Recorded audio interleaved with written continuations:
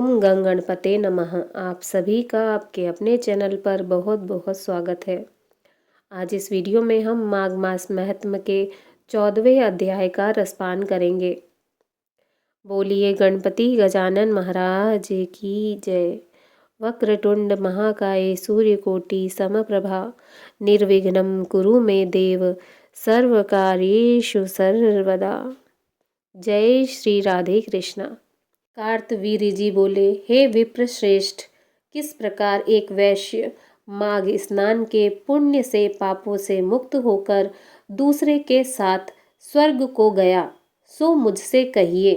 तब दत्तात्रेय जी कहने लगे कि जल स्वभाव से ही उज्जवल, निर्मल, शुद्ध, मलनाशक और पापों को धोने वाला है।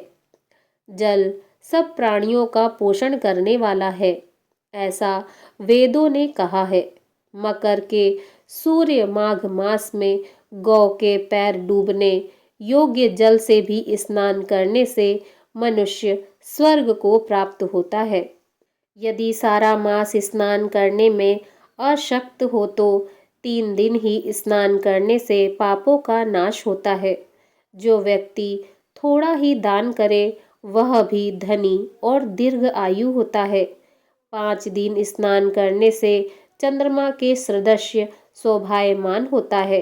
इसीलिए अपना शुभ चाहने वाले को माघ मास में स्नान करना चाहिए। अब माघ में स्नान करने वालों के नियम कहता हूँ। अधिक भोजन का उपयोग नहीं करना चाहिए। भूमि पर सोना चाहिए। भगवान की त्रिकाल पूजा करनी चाहिए। ईंधन, वस्त्र, कंबल, जूता, कुमकुम, घृत, तेल, कपास, रुई, वस्त्र तथा अन्न का दान करना चाहिए। दूसरे की अग्नि न तापे। ब्राह्मणों को भोजन कराएं और उनको दक्षिणा दें तथा एकादशी के नियम से माघ स्नान का उद्यापन करें। भगवान से प्रार्थना करें कि हे देव, इस स्नान का मुझको यथोक्त फल दीजिए। मौन रहकर मंत्र का उच्चारण करें, फिर भगवान का स्मरण करें। जो मनुष्य श्री गंगा जी में माघ में स्नान करते हैं वे 4000 युग तक स्वर्ग से नहीं गिरते। जो कोई माघ मास में गंगा और यमुना का स्नान करता है वह प्रतिदिन 1000 कपिला गौ के दान का फल पाता है। दत्तात्रेय जी कहने लगे कि हे राजन, प्रजापति ने पापों के नाश के लिए प्रयाग तीर्थ की रचना की। गंगा जी और यमुना जी के जल की धारा में स्नान का महात्म्य भली प्रकार सुनो। जो इस संगम में माघ मास में स्नान करता है वह गर्भ योनि में नहीं आता। भगवान विष्णु जी की दुर्गम माया माघ में प्रयाग तीर्थ पर सारे पाप नष्ट कर देती है। माघ मास में प्रयाग में स्नान करने से मनुष्य अच्छे भोगों को भोग कर ब्रह्म को प्राप्त होता है। माघ मास तथा मकर के सूर्य में जो प्रयाग में स्नान करता है उसके पुण्यों की गिनती चित्रगुप्त भी नहीं कर सकते। 100 वर्ष तक निराहार रहकर जो पुण्य प्राप्त होता है वही फल माघ मास में 3 दिन प्रयाग में स्नान करने से होता है। जो फल 100 वर्षों तक योगाभ्यास करने से मिलता है वह माघ मास में स्नान करने से प्राप्त होता है।